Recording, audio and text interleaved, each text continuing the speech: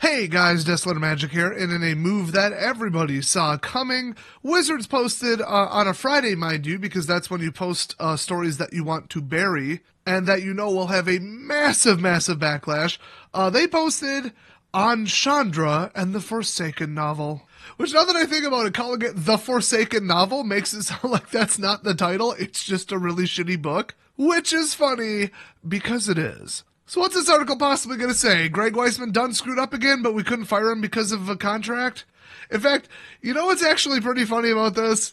After seeing people's response to the first book, they thought, well, okay, it's terrible and people hate it, but he already wrote the second one. In all likelihood, at that point, it was already done. We basically already paid for it. We don't have time to rewrite it.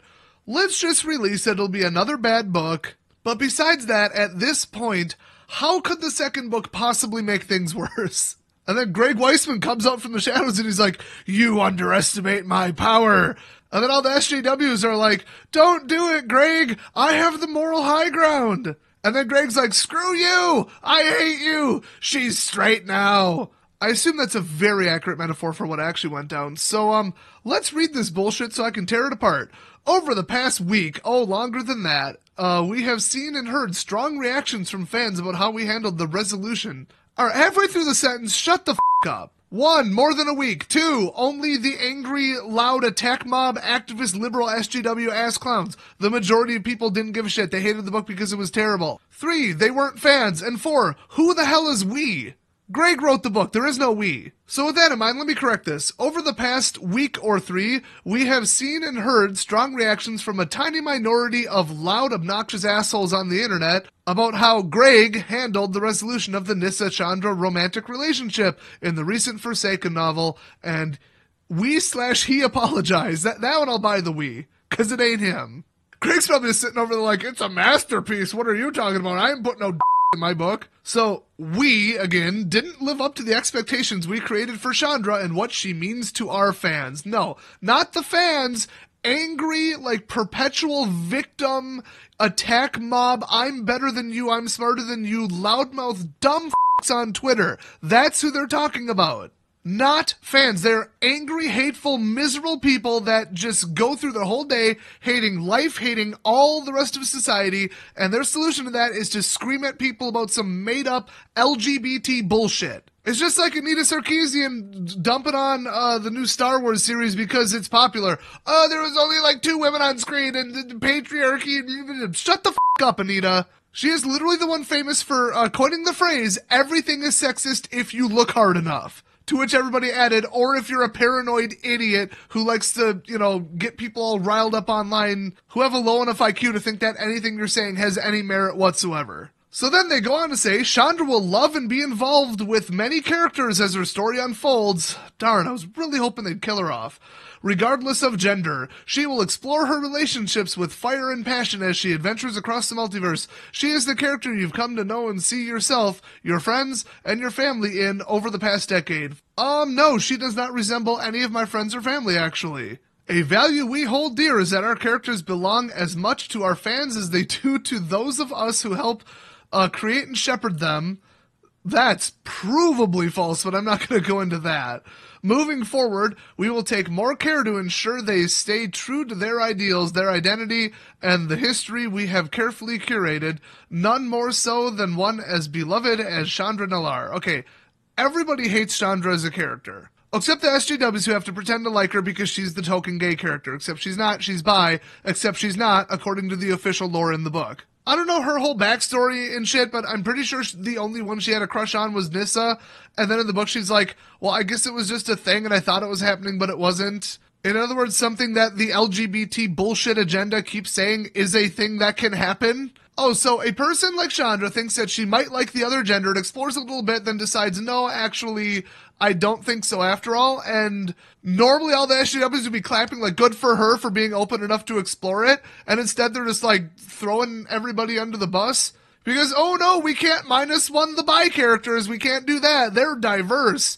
At this point, so many characters in the Wizards of the Coast multiverse are gay that I don't think that the population is actually sustainable. I think that everybody in the multiverse is about to die out because of such a ridiculously high percentage of gay characters. I am not kidding. At their current rates, you cannot sustain a population. Now, I don't have the statistics for every plane's population growth rates, but I think they made like 1 in 10 characters gay or something close to it, or, you know, genderless or asexual, whatever the hell Ashy Larry, aka Ashiok is. Newsflash, that doesn't reflect reality in actual human society. So this is all just such a nothing bullshit story, except that I am super disappointed, but not surprised in the least, that they caved to these f***ing loudmouth activists.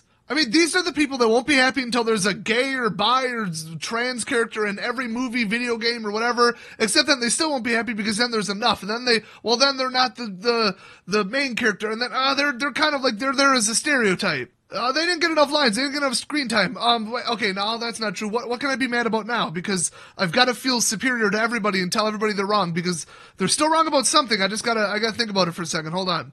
One of the writers was a man and he wasn't gay, so he shouldn't be writing a gay character. There, get mad about that. These idiots are not representing diversity or inclusion or representation or any of these other buzzword terms that they always use. It's the same as those conspiracy theory idiots where they're like, I'm smarter than the rest of society, I'm better than the rest of society because I figured this out and I know the truth and everybody else is just a stupid sheep. I am so much better than them, pat myself on the back. Weak-minded, shallow, pathetic humans are the ones who fall for that kind of narrative, whether it's conspiracy theory nuts, or SJW people, or PETA, where they think animals are more important than people, and screaming at people on the internet makes them feel so superior. If there was an Olympic Games for mental gymnastics, these people would be gold medals across the board. And I mean, people are really good at this. You could go to death row in a prison and ask people to justify what they did and why they're there. And they'll say, oh, well, it was unfair. Oh, my parents, this, that, and the other thing. I got an unfair trial. Oh, well, my neighborhood kept pushing drugs on me. That's the start of all this.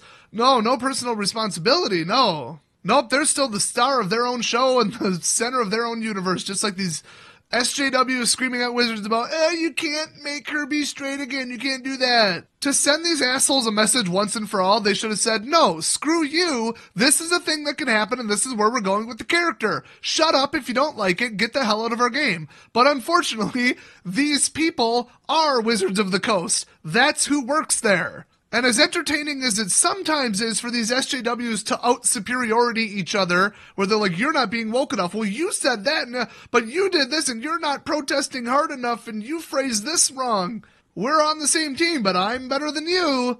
Those ridiculous pissing matches are always entertaining to watch, except in this case, where it's like, oh, you may be the wokest company in Seattle, but there's this, and then, okay, well, you better apologize, but you better write the apology exactly like we want you to, and she better never date a man ever again, despite the fact that she's bi. Everybody on both sides just needs to f*** off. Just f*** this whole situation. It's a waste of everyone's time. And if you want to see less of this in the future, every time you see somebody being a dumbass superior SJW, I'm better than you LGBTQ plus whatever the activists, just check them. Just put them in their place and just say, hey, there's no logic in what you're saying. You're just being a bully. Just shut the up. Okay, this bullshit could have worked maybe in 2015, but it's 2019. We're all wise to the way that you idiots work, and nobody listens to you anymore. So cut the fake exaggerated outrage and stay out of my hobby/game/movies/whatever the hell they're trying to invade. And here's hoping Hasbro comes in and guts the entire company of Wizards of the Coast over this among other things.